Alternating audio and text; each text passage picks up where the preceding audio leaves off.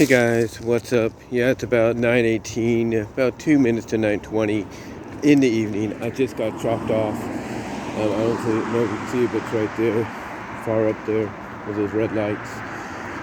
I just got dropped off by the bus. I think it's a guy that's drove it before, but I can't be sure. But he seemingly likes to take a break in certain areas he's not supposed to, in the areas that he would, or they would normally. It seems like, they're going by that because I think they don't want to screw up or anything. He does have one passenger left on there, so she's probably going to Gustine or something. I'm not really sure. But anyway, that's not why I wanted to come on here and do this video.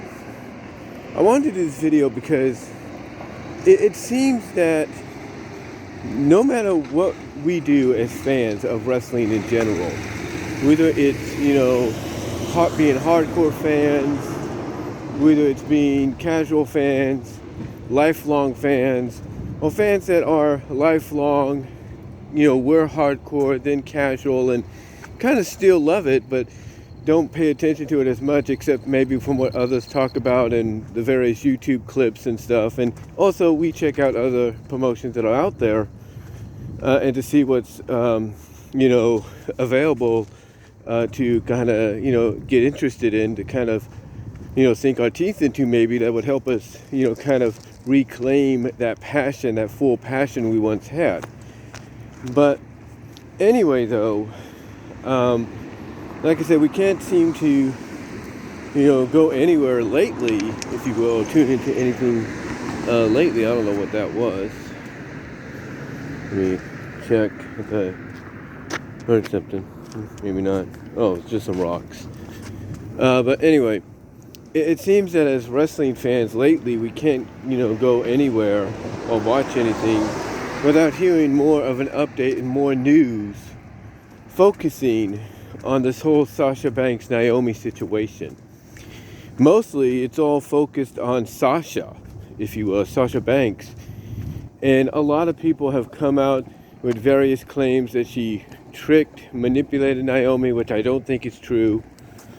Some are coming out and saying that her contract might be up, that being Sasha's and maybe even Naomi's. Naomi's probably further down the line, but Sasha's could be up within the next several months, and that she has probably some leeway to get out of it or use it to get what she wants, to be treated the way she wants in WWE.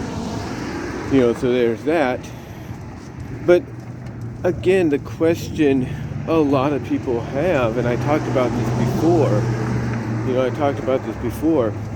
a couple of days ago when this all happened, or not a couple of days ago, but several days ago, when this all started to really come out, the more information and stuff. The one question, a lot of people are having is, why is WWE being so venomous towards Sasha and by extension Naomi? Why are they spewing all this, negative gossip, this negative, unflattery towards both of them, and like I said, Naomi by extension, but mostly Sasha? Well, it's kind of like what I talked about when everybody was wondering why WWE would put out a statement, after Raw, immediately after Raw, why they would have the commentating team, mostly Corey Graves, take pot shots at, Naomi and Sasha. Why would they do this? And then why would they continue it tonight? Why would they continue it tonight, if you will, on SmackDown, where it's announced that they stripped them of the belts, the women's tag titles. They're going to hold a tournament. And then, of all people, Michael Cole, who always was excited to say it's boss time when Sasha would arrive, also started to kind of get negative and take shots, if you will. I don't know if Pat did or not, Pat McAfee, but, Michael, was most noted to be the one to do it.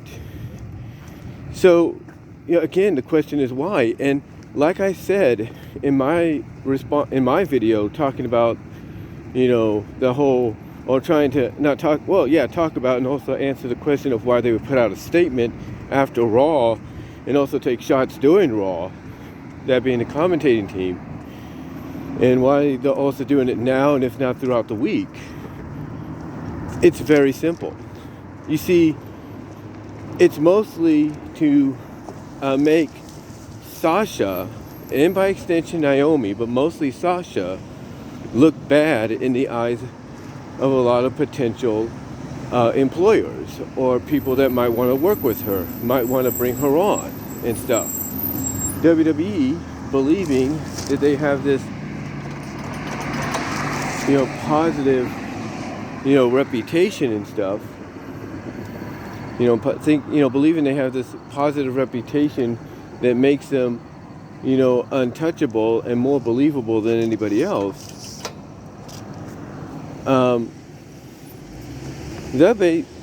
basically feel and believe. And oh my gosh, it's about $6.29 for regular gas. The highest for, what is it? Supreme gas or premium is $6.59. $6.59 a gallon. For Superior gas. And regular unleaded $6.29, and that's at the Chevron over here. But anyway, to get back on track, like I said, WWE believes they made a such strong antimanium,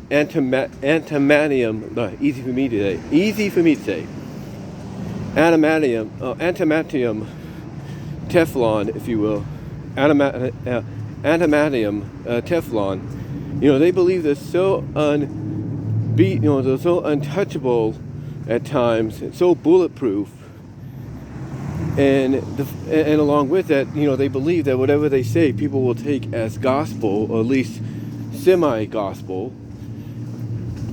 That they feel if they spew all this negativity about Sasha, and like I said, by extension Naomi, but mostly Sasha, as I just mentioned,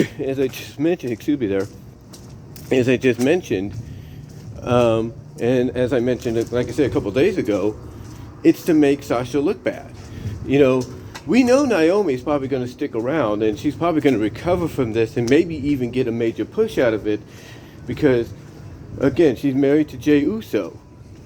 And Jey Uso is the cousin of Roman Reigns, the head of the table. And tonight, they just unified the tag titles, thus making the tag divisions, all across, the major league of WWE, basically the, Raw and SmackDown. They basically made them into one division now. They made them into one division. Now, how long that's going to last, we don't know. But they finally did it tonight. And, by finally doing it tonight, they, and like I said, by finally doing it tonight,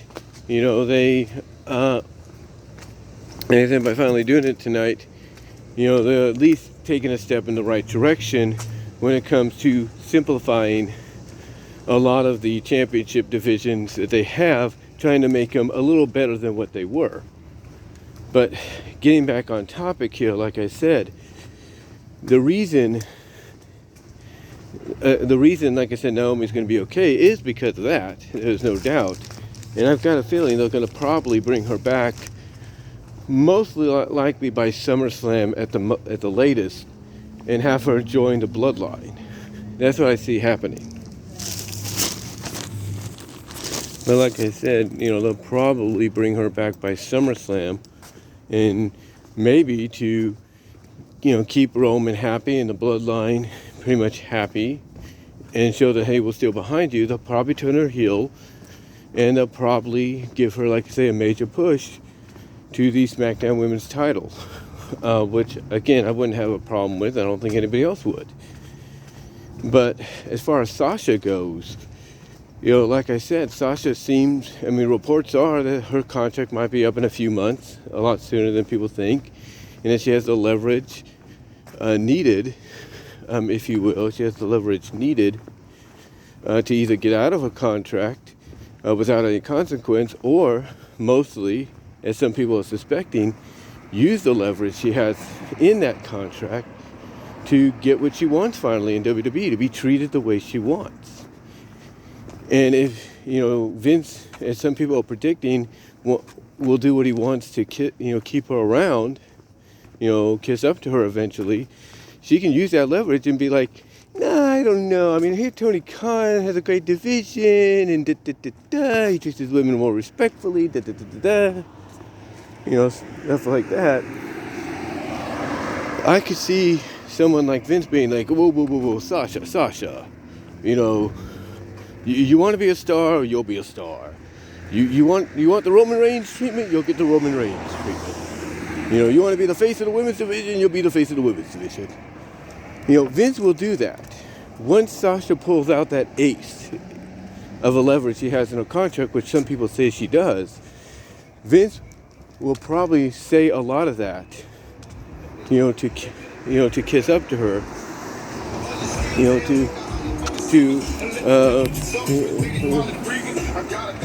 like I said, he will, probably say a lot. He'll probably say stuff like that just to keep her happy, to kiss up to her so that she'll stick around. I wouldn't be surprised by that, and I don't think anybody else would. But right now, until that day comes, the reason they're spewing a lot of venom about her is, like I mentioned before, and I kind of put in the, not as a super chat, but as a regular live chat, the reason they're spewing a lot of venom about her, is mainly because if she does decide to leave, use the leverage to get out of a contract without any consequences, as I mentioned, WWE believes they're made of adamantium. They believe they're made of adamantium, Teflon. They believe, they're basically, untouchable, bulletproof, and all that. That, whatever they say about someone in the company that's rebelling against them and everything, they feel people will believe. And in this case, it could be potential employers, wrestling promoters, if you will, that will take what they say as gospel. And, look at someone like Sasha. Mercedes is her Mercedes is her real name, by the way. They'll look at her and be like, nah, we don't want you. We don't trust you, because if you're willing to do this, pull this on WWE, not once, but 3 times, if you're willing to do this, pull this on them, like if you're willing to pull this on them, not once, but 3 times, how can we trust you?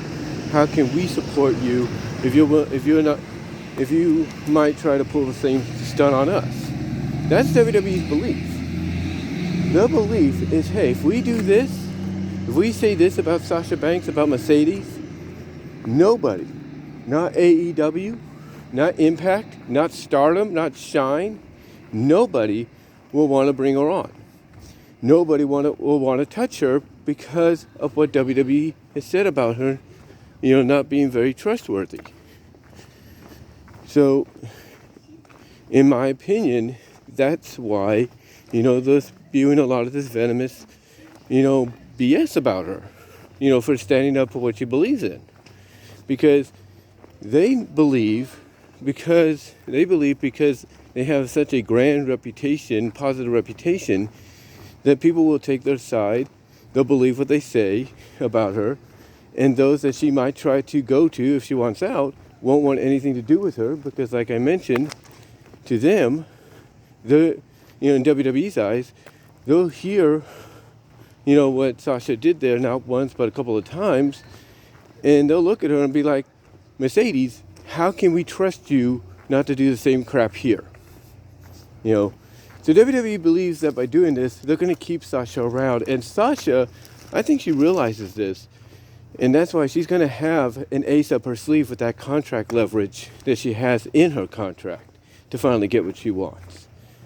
But we'll see what happens. We shall see what happens. But Let me know what your thoughts are on WWE spewing all this venomous BS about Sasha just because she stood up for what she believed in. Let me know down below in the comments as well as in the live chat during the premiere. Super thanks are enabled after the video premieres. Super chat and super stickers are open during the live chat of the premiere. And until then, guys, I'm out.